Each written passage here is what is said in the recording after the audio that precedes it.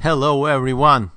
We are continuing with the Herculean task of responding to all 400 and so questions I received on my previous open question time video. Now, just a note before beginning, this video is not where I will receive questions. So if you ask a question in the comment section of this particular video, I sadly won't be able to answer. This is just answers to questions that had piled up on an earlier video, the link of which you can see in the video description. Second point of the day is it's better if you play this video at 1.5 or 2 times the speed. You know, you can arrange that on the lower right corner of the YouTube playback settings. So play it fast so I don't waste too much of your time and I sound like a cooler guy when it's played more rapidly. And the third point of the day is please consider donating to me from patreon.com. The link is in the video description and every penny helps. So let's go on from where we left off last time. Let me start my timer. I'm going to time this video at roughly 1 hour.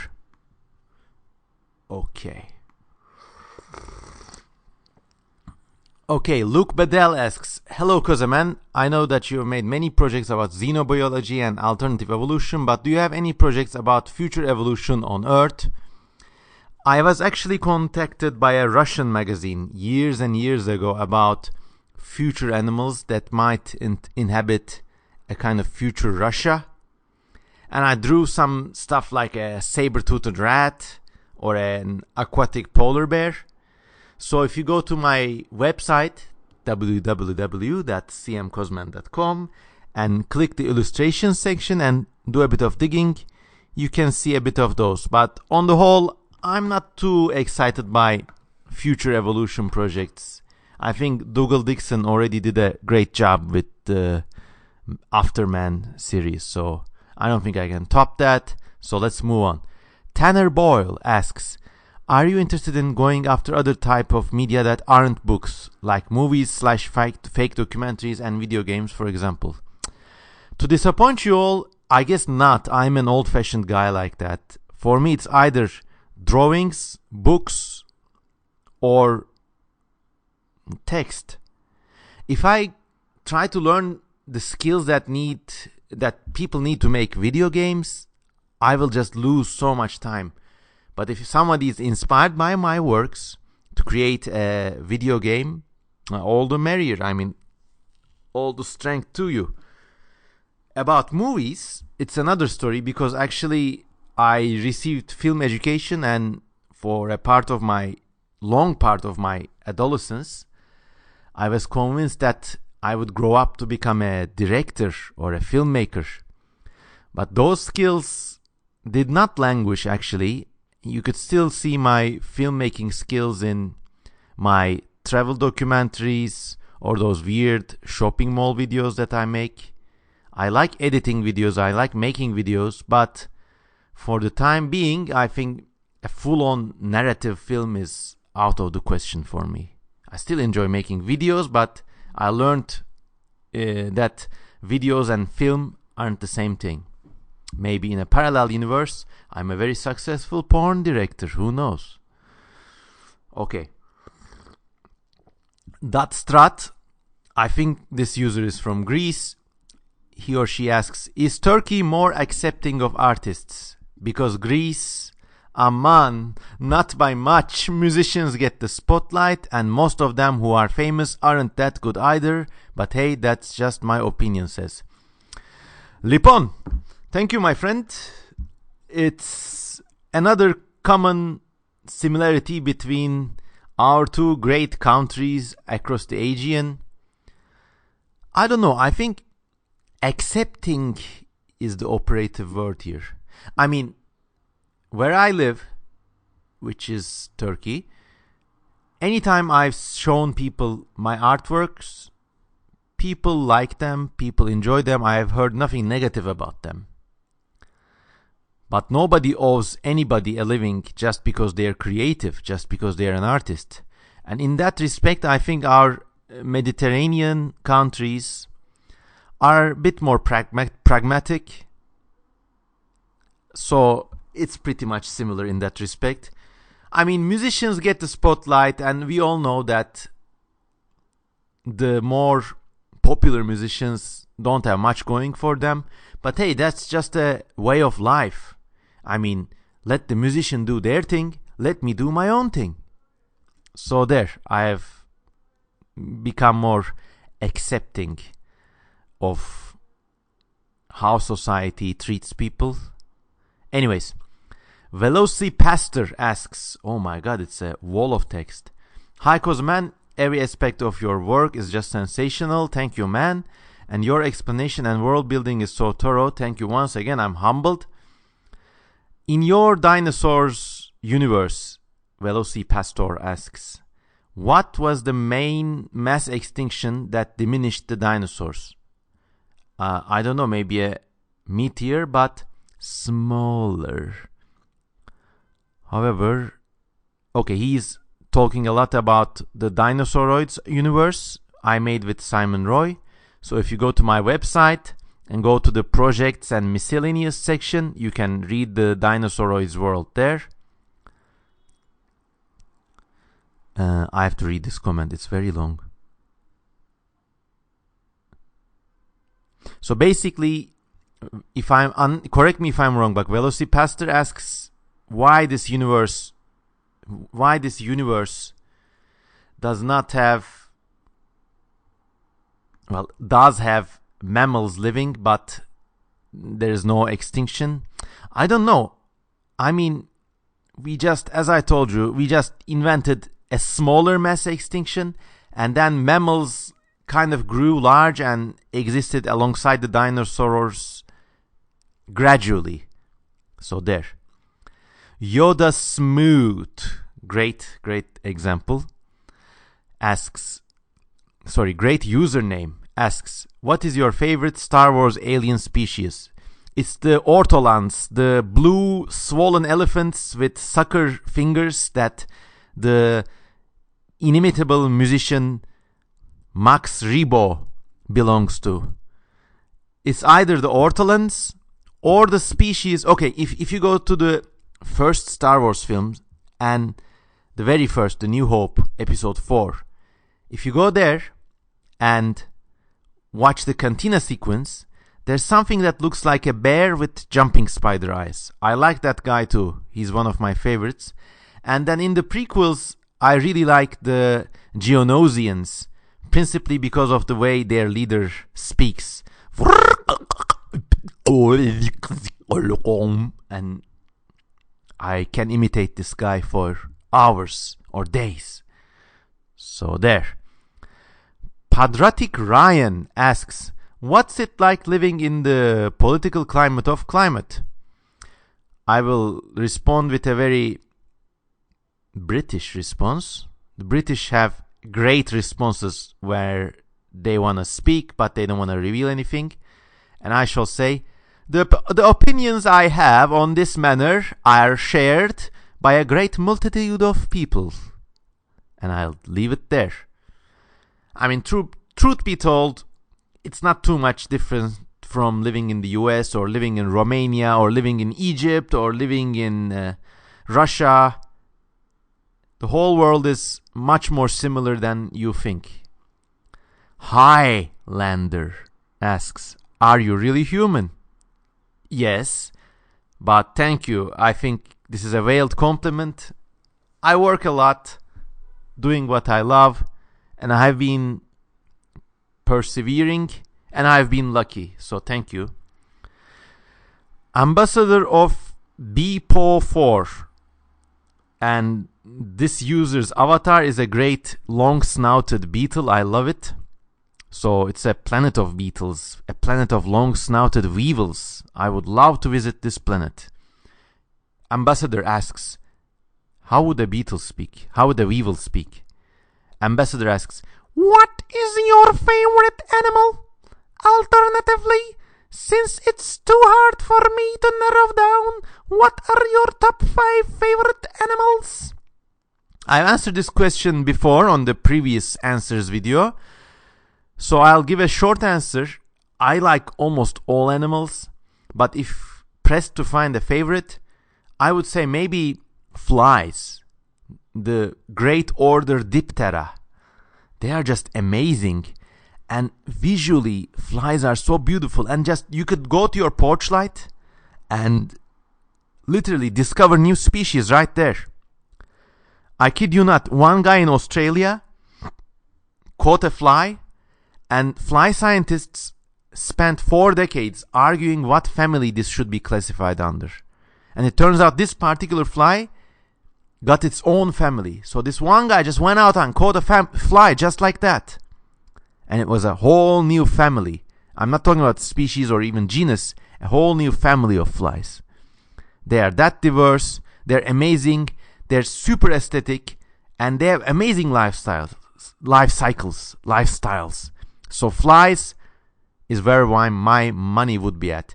My top 5 animals: fly A, fly B, fly C, fly D, fly E. There's millions of species of flies, and they're all beautiful. Candy Eggs asks, what's your favorite hypothetical dinosaur behavior? Good question. Probably it would be the kind of sounds which I expect sauropods to make, because they have these amazing necks which probably housed big vocal sacs. Heaven knows what they did with them. I would love to hear a sauropod sing. Okay. Spooky asks, why do you have semen in your name? Seems a bit immature. Well, sorry to upset you, Spooky, but that genuinely is my given last name. It's Kozeman. In Turkish, it means the goat that leads the sheep to slaughter, and is for that reason this goat is never hurt. It's a nice name, and I'm sorry if semen crept into it, but you know, in English, Gaylord is also a name, so there are many names and there are many interpretations to words, and we don't always have to pick the most offensive version. Okay, FLVS24. Hi, I would like to ask, where did you get all your ideas from? Like, they just came one day or something inspired you? Thanks. Okay, this is a neat question. Sometimes they come from seeing things in nature and it just strikes a spark in my head. On other occasions, this happens rarely, but I keep a dream journal, and sometimes dreams aren't all BS. So sometimes the inspiration comes directly from the dream world. On most other times, though, I just carefully make sketches, build scenarios, and it just takes time. A lot of elbow grease. Brisa Balcedo. Oh no. Gabriel Peron asks, what are some of your favorite sci-fi settings, or just a setting in general, and why? Is it just a vibe, or you admire its world building? Let us know. Okay.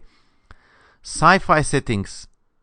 I like timeless settings. Like, there's a world, there are people, but there are strange people, there are strange animals, strange names.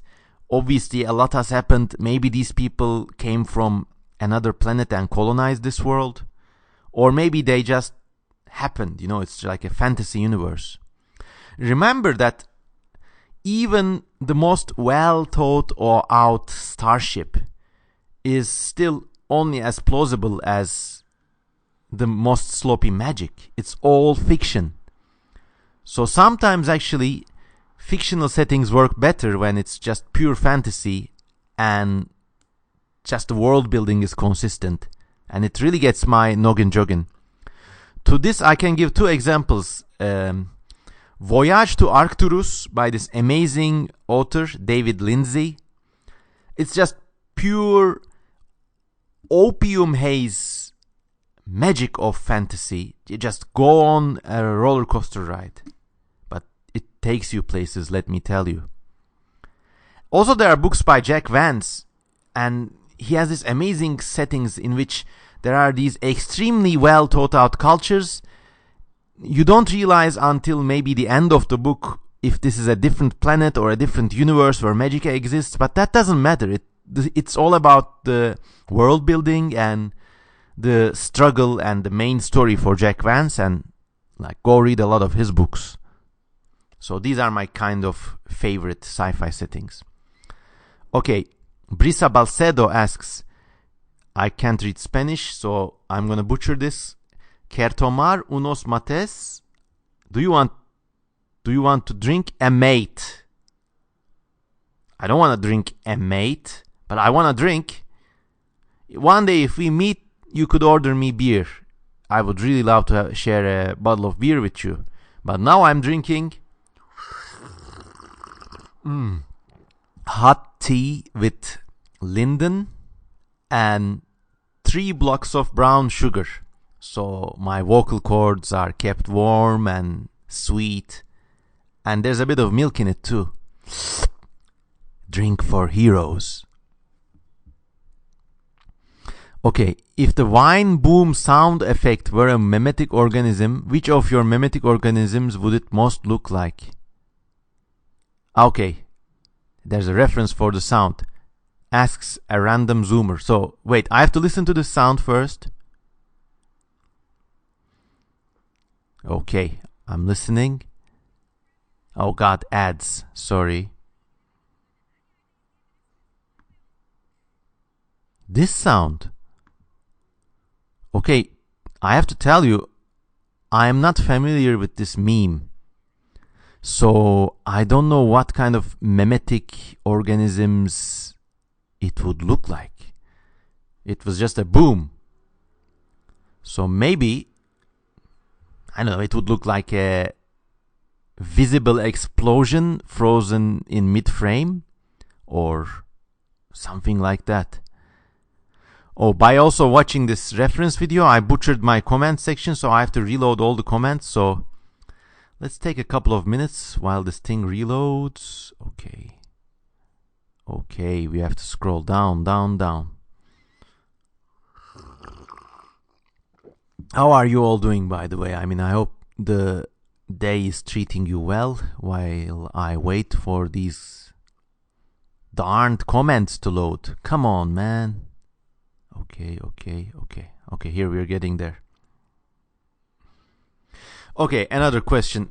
Anon E. Mas, I see what you did there, asks, what are the primary reasons why small avian theropods like raptors and troodon are extinct and or are required to evolve into modern day avians? They survived the KPG extinction, did they?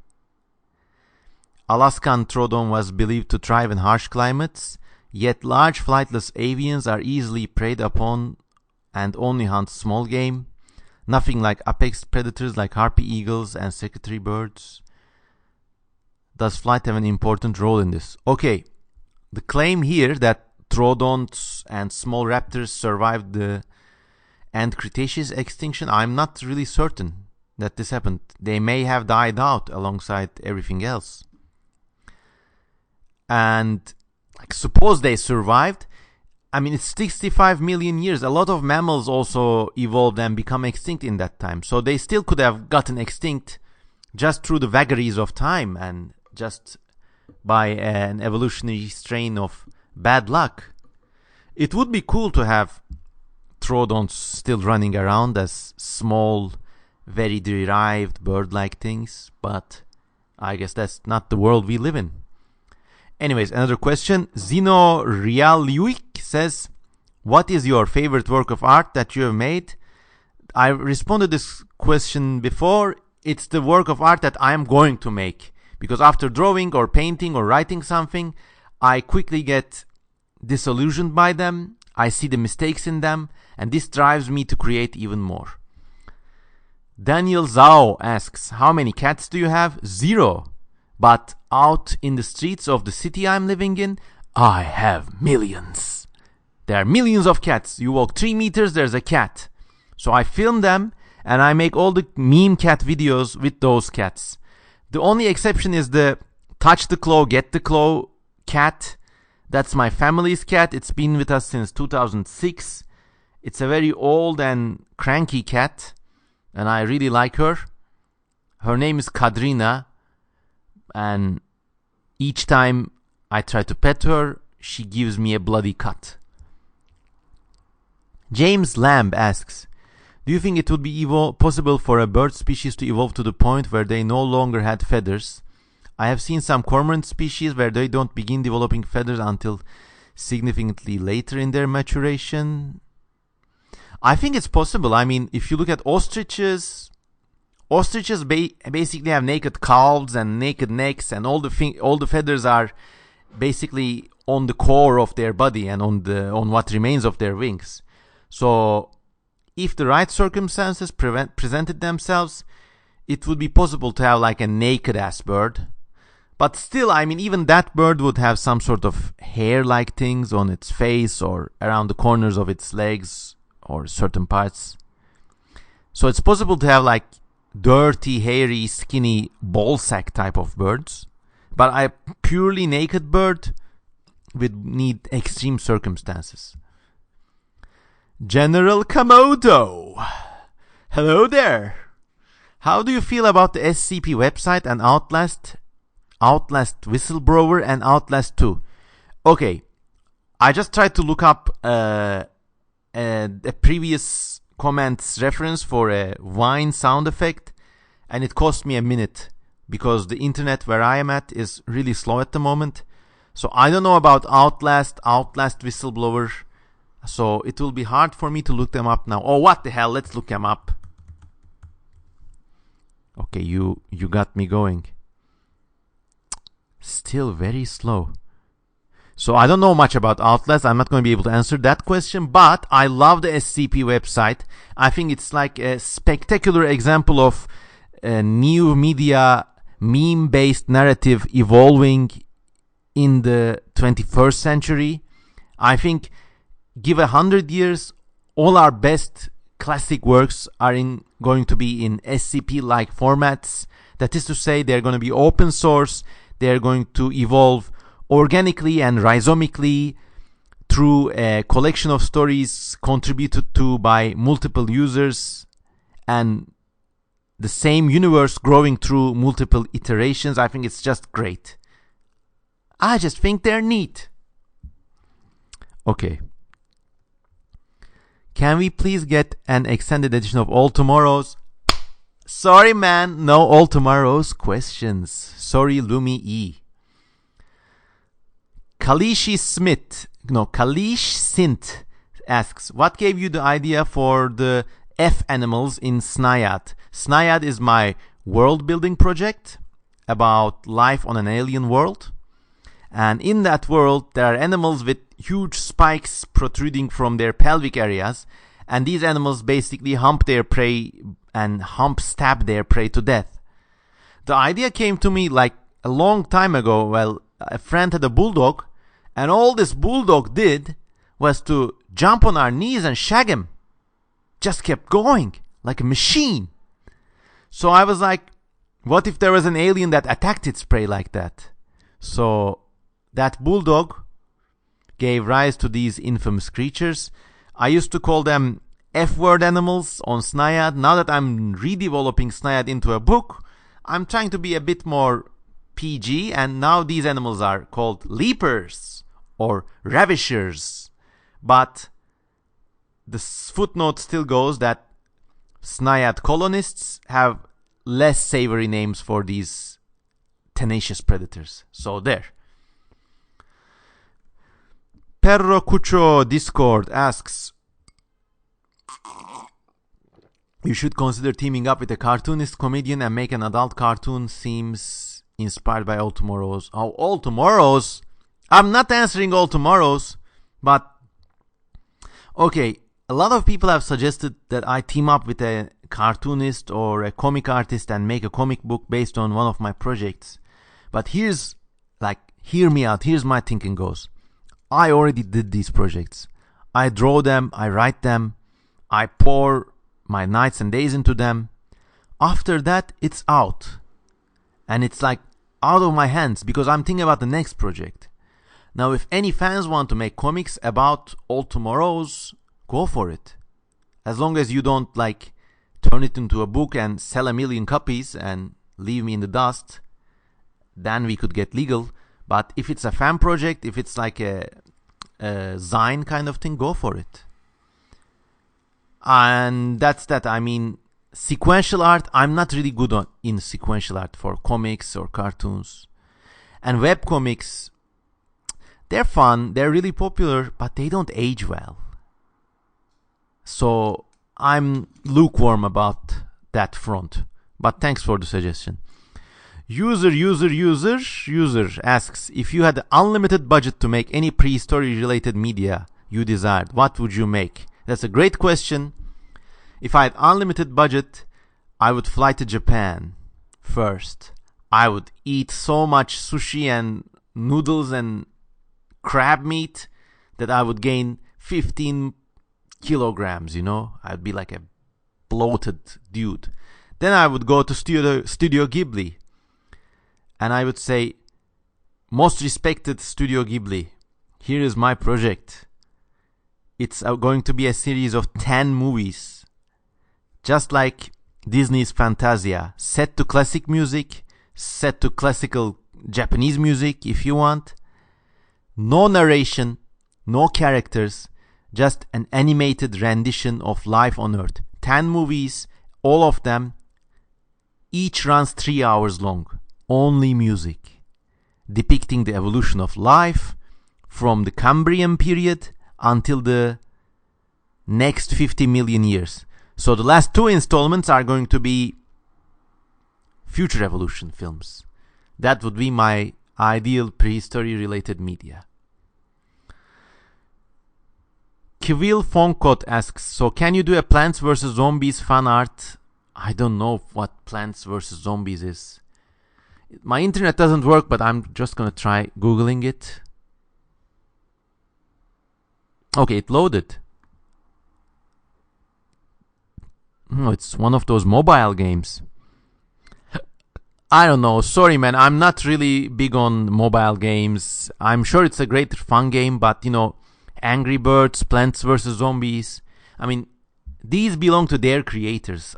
Unless for very specific reasons, I don't do fan art at all because time is very precious. I have to do these podcasts, work my day job, get on with life, and work on my own projects.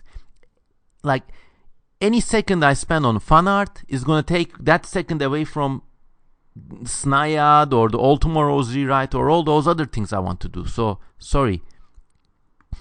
Useless Potato asks, question, it's really hot this summer, isn't it? Yeah, it's really hot this summer. I mean, I kid you not. Until this summer, I thought I was a summer person. You know, yeah, it's hot, but I guess it's better than shivering. Now, I'm a winter person. I want to wear 2 sweaters on top of each other and just never leave the house. I want it to be cold, chill, brisk. I mean, in previous years, I was luckier because my parents had access to a house with a big balcony. So at least we could chill there, you know. But now this house has been sold. Long story. So now this summer, my wife and I are working from home. I mean, thank heavens we could open the windows and there's a bit of a breeze. But, I mean, there were nights in which we took frozen bottles from the fridge and, like, tried to sleep with those bottles between us like some sort of deranged baby. But I think the hottest days are over now. I have become accustomed to the heat. But yeah, I don't wish this on my worst enemy. I mean, heat waves, you know, are real killers. In France in 1907 or 2000, there was a huge heat wave. And thousands of old people died. It's really, really awful. Like, heat waves kill... Like, in the time they rain, heat waves are almost more deadly than corona. And I mean, if temperatures go about this way, we might have more heat waves in world cities. So it's going to be really hard, especially for old people. Air conditioning, it's like a palliative. I mean, it helps, but also it doesn't really help. Also, you're hooked on, you become addicted to electricity. What if the power goes out? Oh man. Of course, Velocipastor, who's another friend, and he's responded to this "it's really hot this summer, isn't it?" comment. And he says, "Oh, if only I could relate, I would kill for some warmth. Sadly, I live in the southern hemisphere, which means that this is the time for the year during which people are sitting in the bed watching YouTube under 20 layers of blankets. Yeah. Give me those 20 layers right now, man. I'll trade them with this sweltering miasmal heat any day. But of course, come winter, I might be singing a different tune. That's human life. We are always wistful for the times we are not living in, because we only remember the cozy and nice stuff, and our brains mercifully edit out the bad experiences. Okay, let me just stretch out a bit. Oh, take a sip of my honey mix.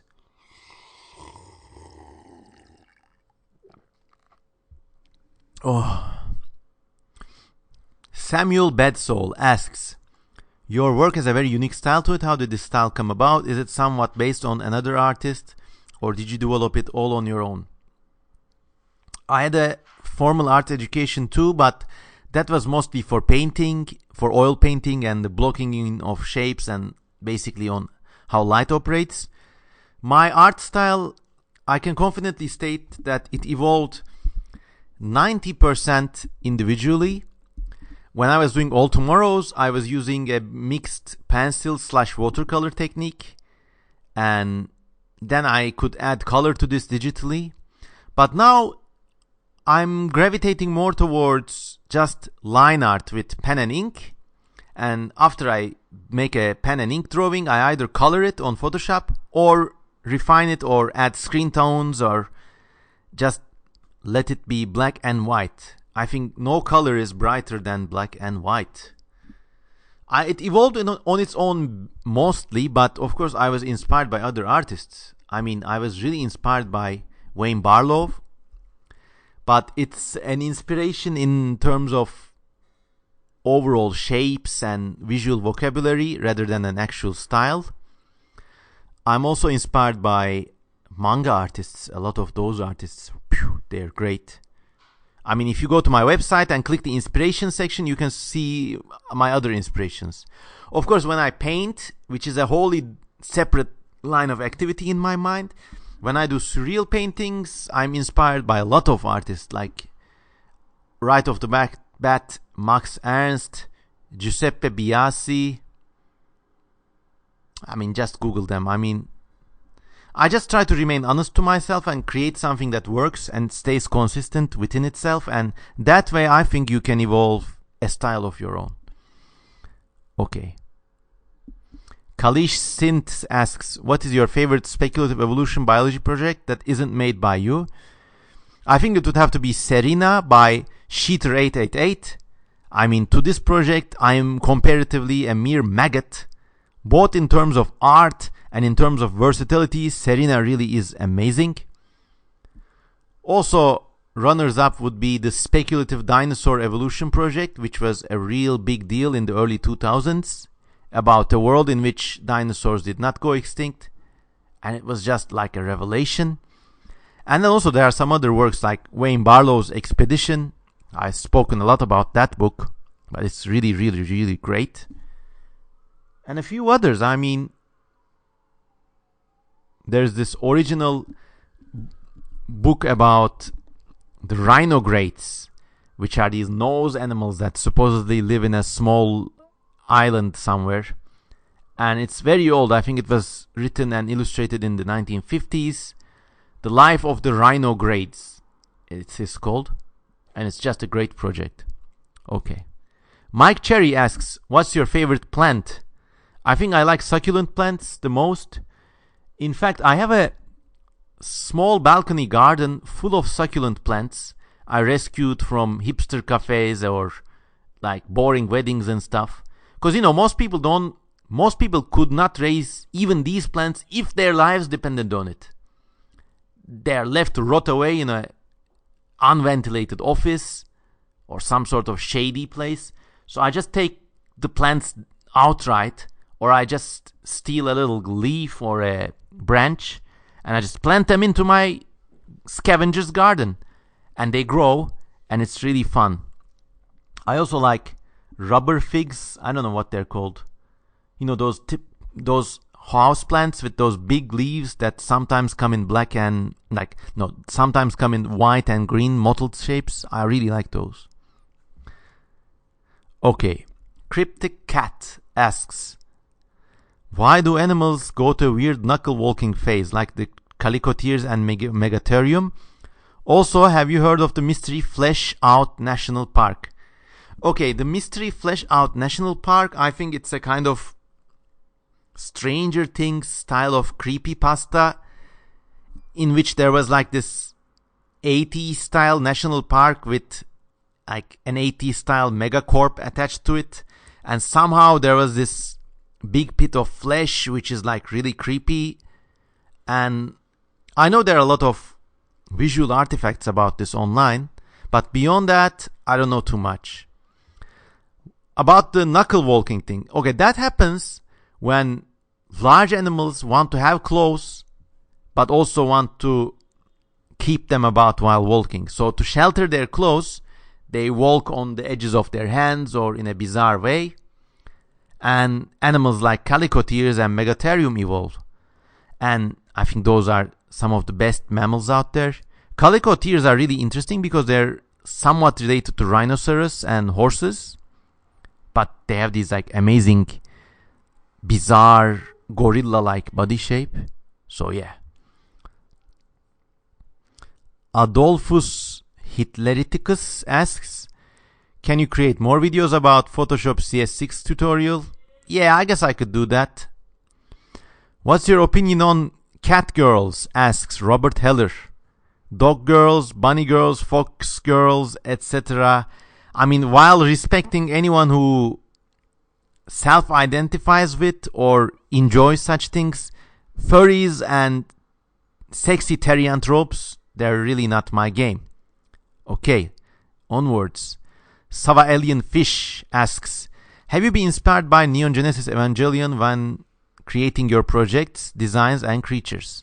And to me, it's always going to be spelled Evangelion. I'm sorry, in my part of the world, it's spelled Evangelidis, Evangelion, and I just can't bring myself to say even Galleon. Sorry, guys.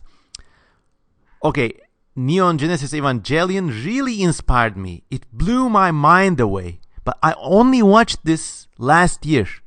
Before 2020, I wasn't that big of an anime nerd. But with COVID, I had to spend a lot of time indoors, so I had to find something to do. So I began to watch a lot of anime. In fact, if you go to myanimelist.com, I have a profile there and you can see all the nice anime I've been enjoying. Sugoi! So, if I had been exposed to Evangelion at an earlier age, I think it would really have warped my character and development. Now it really inspired me, but it was a kind of reserved inspiration. If I had watched it when I was a teenager, I would have maybe become a total weeb and maybe, you know what, lost a bit of my originality. So I'm glad I watched Evangelion when I did. And Sava Alien Fish asks, I recently became very interested if some of the coincidences are such. I mean, if you're talking about All Yesterdays or Snide or All Tomorrows, no, I did not know about Evangelion. Okay. Tian Han asks, on the subject of your upcoming Snide book, one thing that has been bugging after reading the entire thing is how would a Snide animal eat in motion? Does it have to chew with its first head before dropping the food onto the tongue of the second head? Okay, in the book this is somewhat clarified. So in the current Snide projects, all the animals have tongues coming out of their chests. So the idea is that the first head, which has the jaws, works a bit like the claws of a crab, and it grabs the food, tears it apart, but that does not actually swallow it. It tucks it into its chest. the tongues help with this tucking project, but now that I look at the old Snide artwork, some of those tongues are just too big and too impractical, so I'm just downsizing them a little, and the chest mouths are a bit like a sort of fish mouth kind of thing. So the first head grasps and tears the food apart and tucks it into his chest. You could see crabs doing similar things actually. Crabs have this central mouth that does not actively help with feeding, but they catch everything with their claws and tuck them in. So it's going to be a bit like that. And then Tian Han keeps asking about Snide. Would the book address this in detail yet? It would. Yes, it would. With the evolutionary history of all the clades, like the similarly interesting project Serena. Yes, yes, and yes. All will be revealed. If you subscribe to me on Patreon, you could even see more. Some blinding light asks, we need all your mommy's fat. Unless this is a Baroque insult, I think he or she is talking about a meme. All your mommy's fat. I don't know, I'm sorry. I'm not really big on those South Park kind of jokes. Poik Ooze asks, great name. Have you ever considered stepping directly into fantasy with your creature artwork? Like a monstrous manual style book with your takes on things like dragons, unicorns, and other straight up magic beasts. I answered a similar question in the previous video, and the answer unfortunately is no. These animals like dragons, they seem so generic and, boring, to be honest. If you like them, I have nothing against you. But the dragons always seem to me like unreferenced theropod dinosaurs with bat wings stuck on them.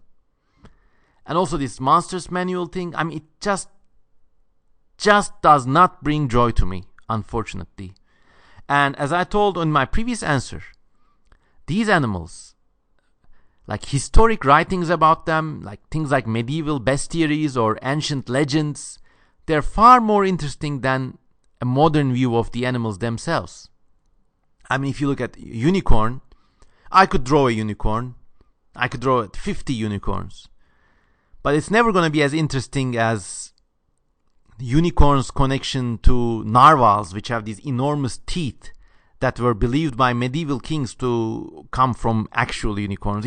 Legends and literature like that is more interesting when it comes to purely fantasy creatures. Johnny asks, what's the progress on the Snide book? Why don't you join on Patreon and find out? Clown asks, despite the fact that you eliminated 50% of the questions I had, which I guess were about all tomorrow's, he still asks one, where did you learn to draw all this stuff? What was your learning process for drawing and art? I answered this question before in this video slightly and in previous videos, so please check that out. Someone in existence asks, where do you get the creativity to come up with the things that you come up with? Also, what's your favorite color? My favorite color is, I think, tangerine yellow. I like those insane orangish yellows. I really like them. And thank you. I'm really honored that you rank my creativity so high. If I could say anything, it comes from not reading science fiction or fantasy directly too much. Most of my reading is history or travelogues or memoirs from people in different places. Like, there's this amazing memoir. It's called A Cure for Serpents. It's by the Duke of Pirango, which was an Italian nobleman who spent time in the then Italian colonies of Ethiopia and Libya. And he has a story in which, like, a lot of people, he's a doctor, so a lot of people come to him seeking cures. But one of them is like a really important village elder, okay? And this guy is so convinced that the local witch doctor has implanted a magic snake in his belly. He begs, he gives this doctor gold, offers him money. But the doctor turns him away because, he's trained with modern science. He knows the snake curse isn't real. But this curse has such a placebo effect on this nobleman. And also he's a nobleman, so like the Italian administration needs this guy's cooperation for the continuation of their rule. So in the end, the doctor breaks the Hippocratic oath. He says, you know what, I will examine you, maybe you have a snake. So he gives like a bullshit stethoscope investigation, and he says, oh, you know what, I think there is something. So he actually sedates this guy and makes a cut on his belly, not a very deep cut, a skin cut, but then sews it up. Then he has his assistant say, he tells to his assistant, go to the market or wherever and give me the biggest snake you can find. He does, and he puts the snake in formaldehyde. And then when the nobleman wakes up, they show him the snake in formaldehyde, man, and he says words to the effect of, well, sir, you were really lucky. I have never seen anything like this in my 40 years of medical life. You were so lucky, and I guess the curse was true, and now you have been cured. So the man is cured, and life goes on. Now this comes from the historic memoirs of an Italian colonialist in the 1910s, I think. And notice how this story is both real and is also light years beyond in terms of creativity when it comes to like something that is written purely as science fiction or purely as fantasy. I think literature has painted itself into corners when it comes to pure fantasy or pure science fiction, because they have become so hung up on tropes, and more often than not they have given up on the human aspects of what makes stories interesting. That's just my opinion. But if you want to become more creative, read about actual life. It's stranger than we can ever hope to be. Okay. Wow, it's my favorite friend, Biblaridion. Merhaba arkadaşım. Hello, my friend, he says. If you don't know, Biblaridion has this amazing channel. Go subscribe to him now. He has this great Alien Worlds project. He's a really great speculative evolution expert and a Konglang expert. He makes up his own languages, something which I know next to nothing about. He asks, my question is, will the upcoming Snide book include all the clades from the original website, or have any of them been scrapped? If so, which ones? Okay, some of them have been scrapped, but changed. The jet-powered whale creatures, they have been scrapped, but I still have jet-powered large marine animals, but they're just not as explicitly jet-powered. I mean, they're going to resemble thick dolphins with big anuses, and not a kind of ship-shaped animal or submarine-shaped animal. And a few more like this, so you'll just have to wait for the book. But thanks, Biblaridion. I really love your channel. For each following episode, I will make one more drawing to you. And please, anyone listening to this, go subscribe to Biblaridion if you haven't done so already. And then there have been responses to Biblaridion's comments, because he's famous. And he says, oh shit, it's that alien planet guy, says one guy. Oh shit, my man. That's the man himself. S says, wait, there's a Snide book? Yeah, there's a Snide book. Jorge Nitales, I have a question for you. Will the aliens have blue fire if they get that far? After all, it's time they had a meteor strike their world. I know what blue fire means. There have been meteor strikes on Snide, but I'm not planning to work that too deeply into the story. Antisocial 1999, great name. How much of a weeb are you? He asks. What is your top 10 anime? Well, if you go to myanimelist.net and just search for CM Kozaman, you have all my top anime there. These days I really like Haikyuu, the volleyball anime. The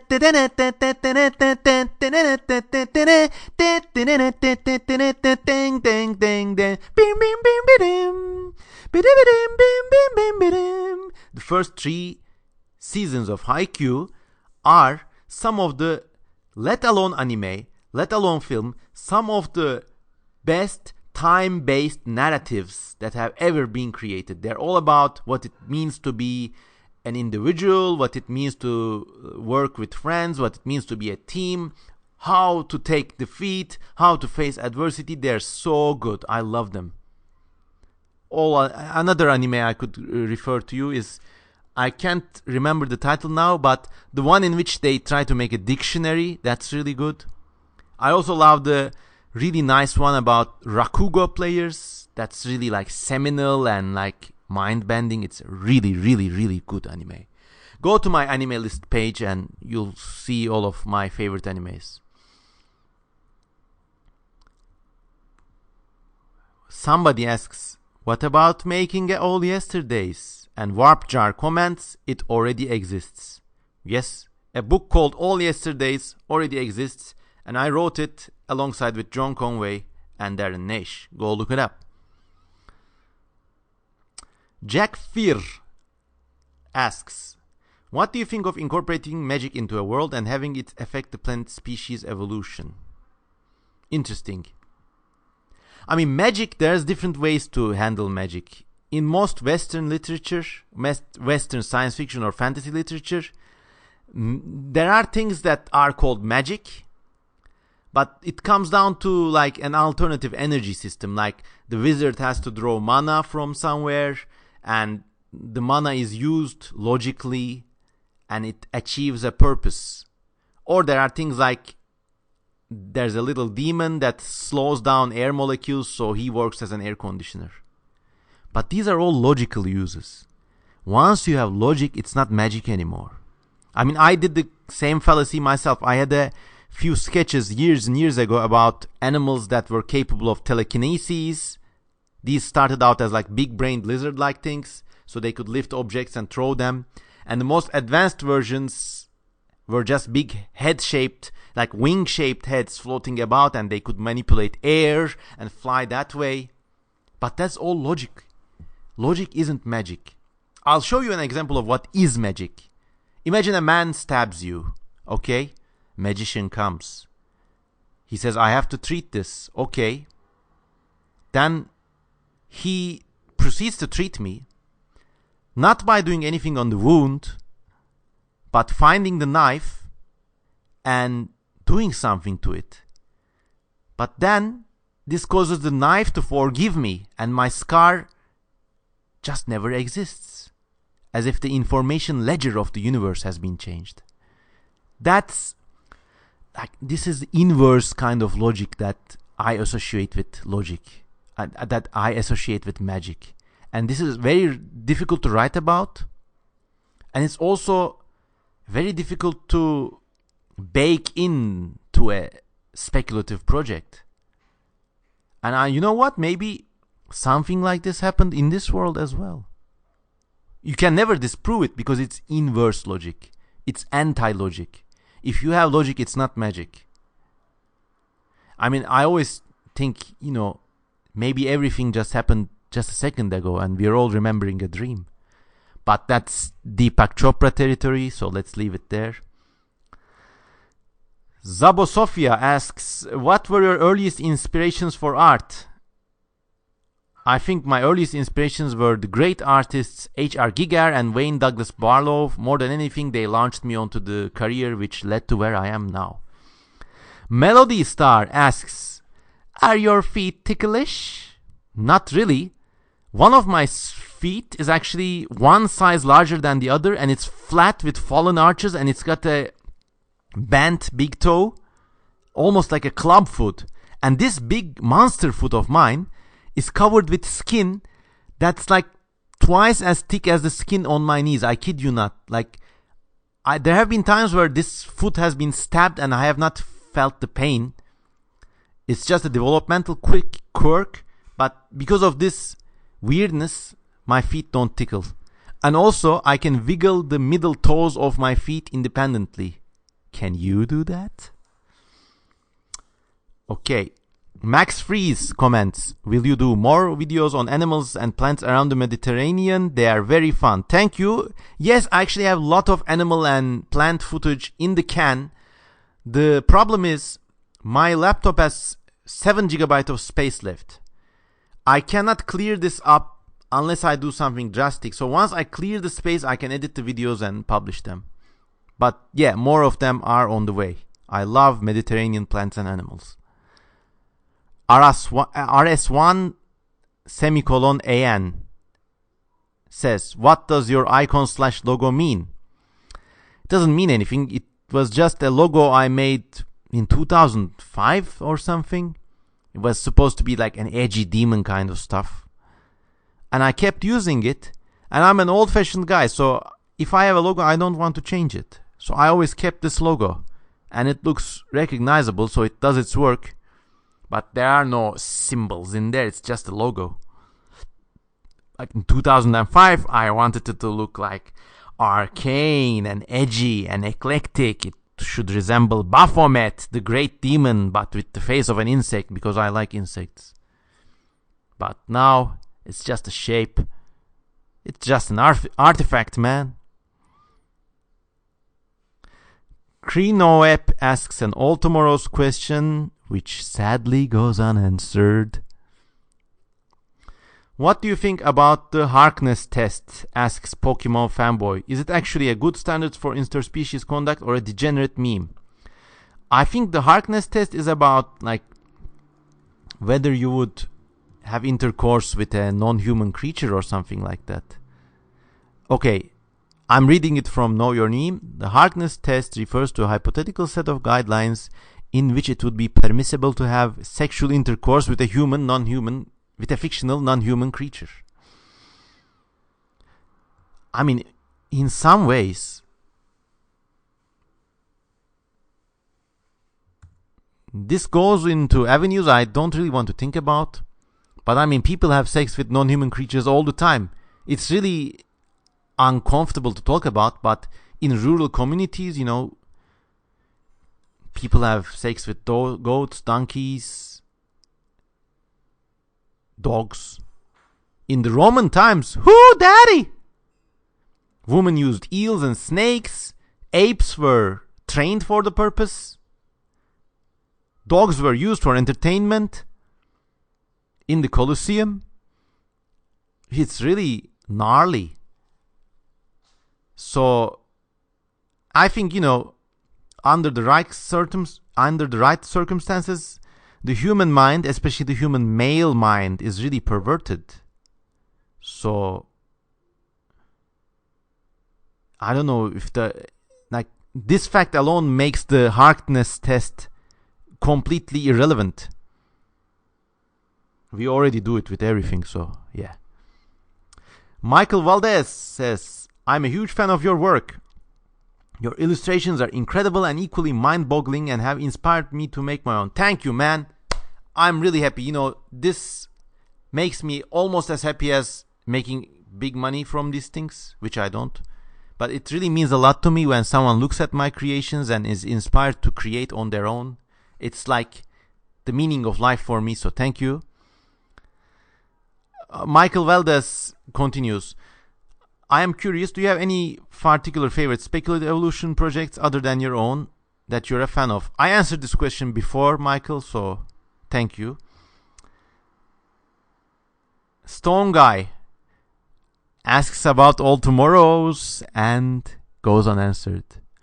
Ruby ? What's your favorite drawing you've made? As I told before, it's the one that I'm going to make. Konstantin Petra Devananda Haryanto. Great name. What are your opinions on airline food? Oh, daddy! I love airline food. I loved flying, but it looks like for the next decade at least, I'm not going to be doing any kind of flying. Principally due to COVID and because of the prices. They've really gone up madly. So unless someone pays for my airline tickets and my wife's airline tickets, because I don't want to travel alone, I'm not going to be flying anywhere. Airline food is great. You know, it's become cool to hate it. All those people who think Friends is a good movie, or, you know, they're like, airline food, oh my god. Or like they go to a restaurant and they're unhappy and like, it tasted worse than airline food. What's wrong with airline food, huh? What's wrong with flying close to the speed of sound and someone actually serves you something to eat and it's salty and it's nutritious and it's delicious? The quote-unquote worse the airline food gets, the more I love it, because it's part of the experience. How lucky are we to be able to fly from continent to continent on the budget of an average citizen? And food, bring it on, man. I like it when I had this thing when I was flying. I would lift the tray of airline food up to the ventilation nozzles up there, and really cold air comes from that. So it's really cold and dry air on the food.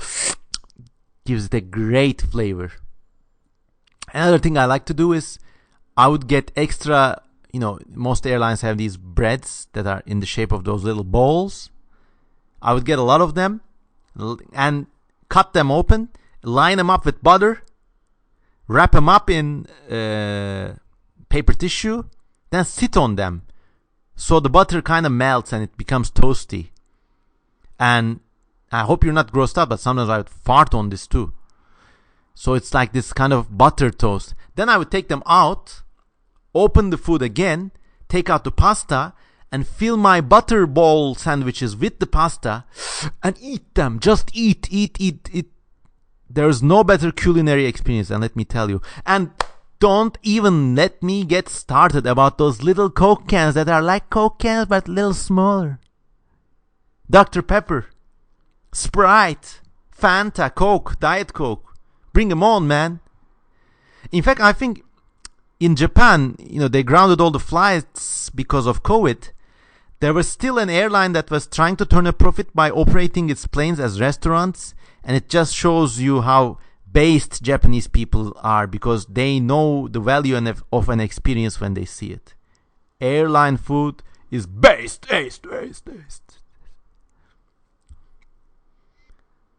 Jacobinite says, what are some of the projects you quit working on that you're happy you quit working on? I mean, in the mid-2000s, I was inspired by comic artists such as Joe Sacco and Guy Delisle. I hope I'm not butchering his name.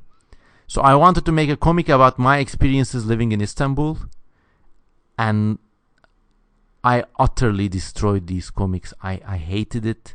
I was trying to become something that I was not, and it makes me cringe. I mean, it makes me want to gouge my eyes out with an airline knife, I'm not my proudest moment. And there are a few others like that. But I try never to quit, and I try never to begin projects unless I'm certain I can sustain them. And the trick of doing this is not to talk about what you're working on. Because once you start talking, you get the mental high of achievement, and then your impetus drops considerably. Lane Edwards Brown asks, what are your opinions on the state attitudes of the modern spec community, which these days is almost entirely small artists rather than the books of the 20th century or the Nat Geo Animals series of the early 2000s? Any positive changes, any negative ones compared to older times? I think there are a lot more individuals. Again, it's all about the changing nature of the medium. In the 1980s, 1990s, it was all about books, because eccentric or comparatively eccentric artists could still afford to make these books, like Wayne Barlow. And now I think it's also about the changing costs and attitudes of publishers. Like, publishing has become really a corporate decision-driven machine, even science fiction. So you have to write the outline of a project, get it approved, get it checked. You just can't say, I'm going to make a book about crystal animals on a Jovian moon, and then have a publisher be committed to it. So it all comes down to individuals working on their own volition. Of course, the internet has become a great venue for these projects. I mean, it's popularized them and in a certain way ephemeralized them, because websites can go out of action, but a book can last much, much longer. So these are the changes. I think we're going to see a lot more speculative evolution projects. There's going to be a higher attrition rate too. I mean, more people are going to quit halfway through. But out of these, I think some great projects are going to come out, like the Serena project, for example. So there. Radeksa Bintang Akbar asks, I wonder if we are either the first or the last intelligent life in the universe. I mean, yes, we haven't seen any evidence of extraterrestrial life, but if it's because we are either the first or last intelligent life in existence. If we are the first, how will we adapt and evolve our environment? And if we are the last, how would the past intelligent life and civilization get extinct? Interesting, deep speculative question. I think almost all animals have the same intelligent self-awareness that we have. But I think in this question, intelligent life means a life able to build cities or machines or like travel to the moon or develop some sort of technology. I don't think we are the first or the last, but I think intelligence is the first symptom. The intelligent technological civilization is the first symptom before that species destroys itself. And I think it's happened a lot of times before. It's going to happen a lot of times after us. And almost nobody is going to be aware of the other. Because the distances between planets are just so vast. And as we know them, nothing can cross them comprehensively. This shouldn't stop us from writing science fiction about these scenarios, but that's the way I see it. Mason Soto says, can we get a parody called Some Tomorrows, but some have it better than the most? I don't know. If you want to do such a parody, go for it, but I don't know. Benito Camelo asks, what would your thoughts about other dimensions be? Do we share our space with possible higher or lower realities? And what is your general theory of or approach to regarding life after death? Nice mystical question to finish this story with, because it's already been more than an hour.